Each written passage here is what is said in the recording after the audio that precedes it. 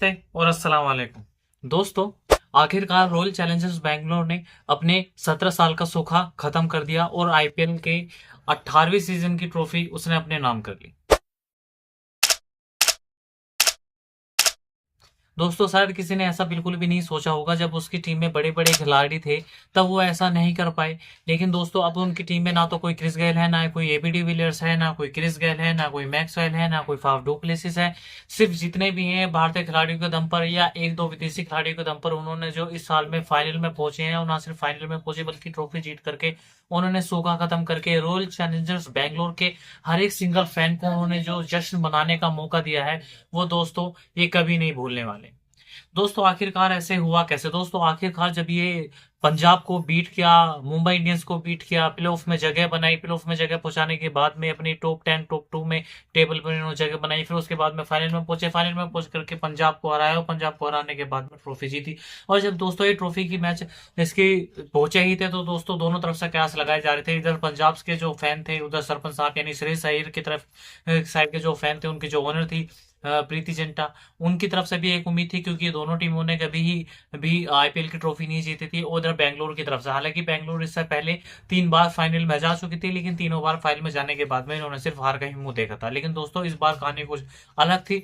इस बार जितने भी रॉयल चैलेंजर्स बैंक थे, हर कोई उनके लिए दुआ मांग रहा था, हर कोई यही कह रहा था कि अगर रॉयल चैलेंजर्स बैंगलोर फाइनल जीतती है तो दोस्तों इस बात को कह नहीं सकते कि इसका जश्न कितने दिन तक चलेगा। लेकिन दोस्तों बस आप ये कहना पड़ेगा कि रॉयल चैलेंजर्स बैंगलोर ने अपने खेमे में, अपने कैबिनेट में एक ऐसी ट्रॉफी जीत करके सबके लोगों के मुंह बंद करके जो उनका मजाक बनाया करते थे, इस बात को लेकर के रॉयल चैलेंजर्स बैंगलोर ने कभी भी ट्रॉफी नहीं जीती। और शायद ट्रॉफी जीतने के लिए वो टीम बनी ही नहीं है कि विराट कोहली की अगुवाई में, जिसमें विराट कोहली एक टीम के लिए 18 साल तक लगातार खेलते आ रहे हो। हालांकि विराट कोहली ने एक बार पहले ये भी बता दिया था कि मेरा एक टाइम पे ऐसा मन था कि मैं इस टीम को छोड़ करके किसी दूसरी टीम में जाकर के स्विच कर लूं। लेकिन दोस्तों फिर विराट कोहली शुरू से लेकर तक आखिर तक इस टीम के साथ में बने रहे जब तक ट्रॉफी नहीं जीत ली।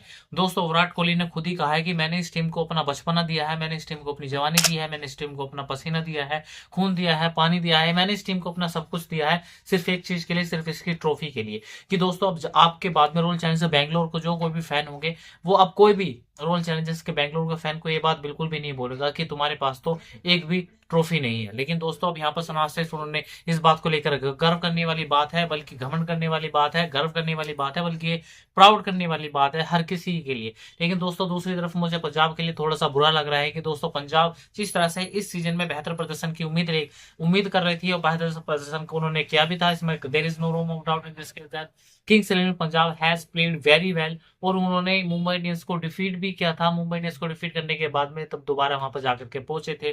दोस्तों श्रेयस अय्यर की कप्तानी में उन्होंने ये टीम ना सिर्फ फाइनल में पहुंची है, बल्कि फाइनल में उन्होंने अच्छा मुकाबला तो किया है, लेकिन नहीं जीत पाए। कोई बात नहीं, ये तो खेल है, खेल में हार जीत होती ही रहती है। अब जैसा कि श्रेयस अय्यर ने कहा है कि हम बैटल हारे हैं, वो नहीं हारे। और चूंकि अभी हमारा काम आधा हुआ है, आधा होना बाकी है, तो कोई बात नहीं, अभी नेक्स्ट शायद खेलेंगे, नेक्स्ट साल में शायद। अभी प्रीति जिंटा की तरफ से अगर इन्हें रिलीज नहीं किया गया, इन्हें अगर कप्तान के तौर पर बरकरार रखा गया, तो शायद अगले मैच में भी कुछ अच्छा प्रदर्शन की बेहतर की उम्मीद की जा सकती है। लेकिन दोस्तों इस बार में जो कुछ भी हुआ है, वो जितने भी पक्ष में गए हैं, वो सारे रॉयल चैलेंजर्स बैंगलोर के पक्ष में ही गए हैं। जितनी भी दुआएं की थी, जितनी भी प्रशंसा की इसके रॉयल चैलेंजर्स बैंगलोर के फैन थे, खुशी से नहीं समा रहे हैं। और यहाँ पर विराट कोहली के लिए सबसे बेस्ट उम्मीद ये थी, सबसे बेस्ट चीज ये थी, क्योंकि वो 18 नंबर की जर्सी ही पहनते हैं और आईपीएल के 18वें सीजन में उन्होंने ये ट्रॉफी जीत करके अपने नाम की। दोस्तों रजत पाटीदार एक ऐसे कप्तान के रूप में रॉयल चैलेंजर्स बैंगलोर के रूप में उभरे हैं कि उनसे पहले उन्होंने जितने भी 3 कप्तान थे, 3 कप्तान वो एक कारनामा नहीं कर सके, लेकिन अपनी टीम को फाइनल तक जरूर पहुंचाए। लेकिन रजत पाटीदार की अगुवाई में और विराट कोहली के एक्सपीरियंस में, विराट कोहली की अगुवाई में वो न सिर्फ फाइनल में पहुंचे हैं, बल्कि फाइनल में जाकर के उन्होंने जिताया भी है। दूसरी तरफ से अगर दोस्तों मैं जितेश शर्मा के बारे में बात करूं, जितेश शर्मा ने काफी छोटी और इम्पैक्टफुल पारी खेली, जो उन्होंने 10 गेंदों पर 24 रन की काफी इम्पैक्टफुल और तेज पारी खेली थी। लेकिन वो चाहते तो इस पारी को ज्यादा बड़ा कर सकते थे। लेकिन दोस्तों सभी टीमों ने, अगर आप कलेक्टिवली अगर इनका कॉन्ट्रीब्यूशन देखोगे, तो सभी टीमों ने काफी अच्छा योगदान किया। हाल ही एक टाइम पर जब आप शुरू में देखोगे तो विराट कोहली को देख करके ऐसा लग रहा था कि जब उन्होंने 35 गेंदों पर 83 रन की पारी खेली थी, तो सबको यही कह रहे थे कि विराट कोहली काफी जरूरत से ज्यादा धीमा खेल रहे हैं, विराट कोहली को एक्सेलरेट करना चाहिए, विराट कोहली को अब अपनी रनों की जो रफ्तार है उसे और ज्यादा तेज कर लेनी चाहिए, क्योंकि विराट कोहली एक ऐसा खिलाड़ी है जो अपनी खेल को काफी अच्छी तरीके से समझता है, उसे पता है कि मैं क्या कर रहा हूँ। अब दोस्तों अगर आप रॉयल चैलेंजर्स बैंगलोर की तरफ से देखोगे तो विराट कोहली के ही जब से हाईएस्ट स्कोर निकला है वो विराट कोहली के बल्ले से ही निकला है, जो कि 43 है। उससे क्या अगर आप और कोई भी किसी को बैट्समैन को देखोगे तो 43 तो उन्होंने किसी का भी आंकड़ा पार नहीं किया। अगर आप मयंक अग्रवाल को देखोगे तो दोस्तों मयंक अग्रवाल ने भी 24 रनों की पारी खेली है। जितेश शर्मा को देखोगे तो दोस्तों उन्होंने भी 26 रन की पारी खेली है। सोल्ट को देखोगे तो दोस्तों सोल्ट ने भी 20-22 के रनों की अच्छी पारी खेली है और काफी तेज तरार पारी खेली है। रोमारियो शेफर्ड ने भी ज्यादा लंबी पारी नहीं खेली, उन्होंने भी एक चौका और एक छक्के की मदद से 17 रनों की पारी खेली है, जो कि सभी ने अपना अच्छा योगदान किया है और जिसके बदौलत जो टीम का स्कोर है वो 190 के करीब पार पहुंच पाया।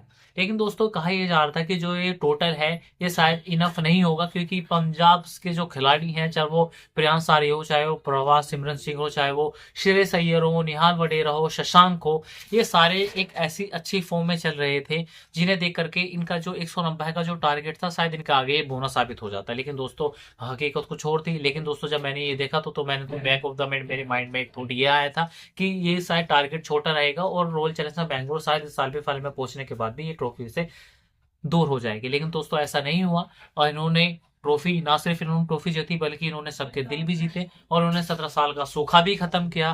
दोस्तों बधाई हो रॉयल चैलेंजर्स बैंगलोर को, सभी खिलाड़ी को, रॉयल चैलेंजर्स बैंगलोर को, सभी प्रशंसक को, फैंस को। इन्होंने काफी अच्छा क्रिकेट खेला इस पूरे सीजन में, इस पूरे सीरीज में।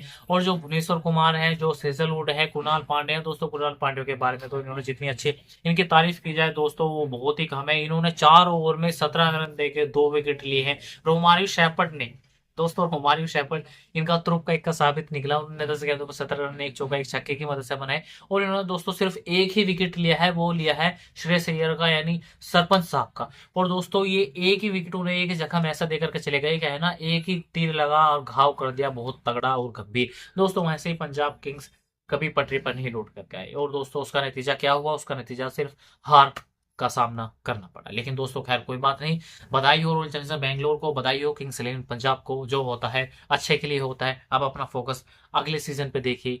बधाई, बस मैं इतना ही कहना चाहूंगा। और हाँ, अगर आप हमारे चैनल पर नए हैं तो जाने से पहले सिर्फ मैं इतना ही कहना चाहूंगा कि आप हमारे चैनल को लाइक, शेयर और सब्सक्राइब जरूर कीजिए। धन्यवाद।